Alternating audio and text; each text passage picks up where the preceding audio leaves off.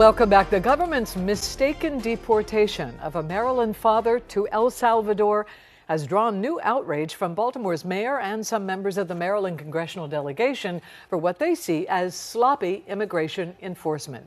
Tonight, we are digging deeper into that man's local ties. WJZ investigator Mike Helgren is in your corner at the federal building downtown with the controversy.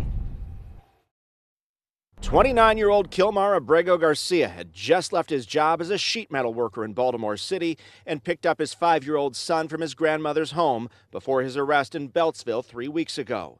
His union tells WJZ Investigates he was legally authorized to live and work in this country and had fully complied with his responsibilities under the law, and yet the Trump administration, still aware of his protected status, deported him to El Salvador.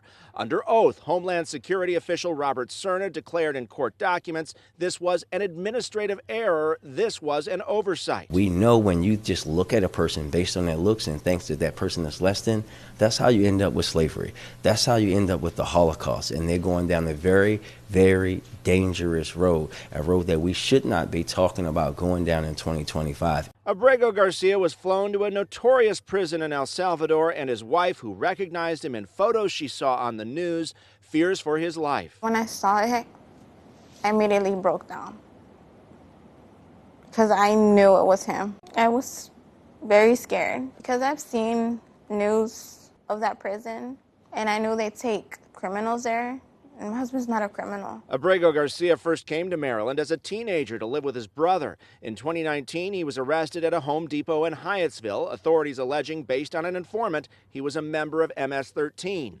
A judge later determined he was not and prohibited the U.S. from deporting him, saying he could be targeted by gangs if sent back to El Salvador. Despite that, the Trump administration doubled down. He is a leader in the brutal MS-13 gang, and he is involved in human trafficking. Abrego Garcia's attorney. He's not a gang member.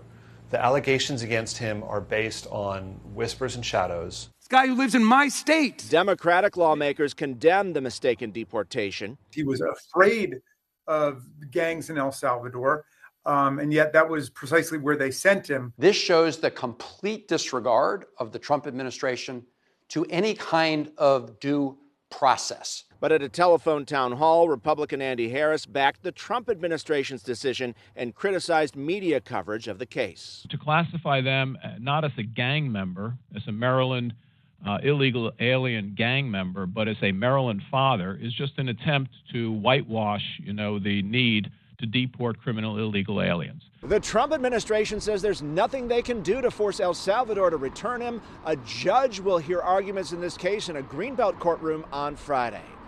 In your corner at the federal building downtown, Mike Helgren, WJZ. Mike, thank you.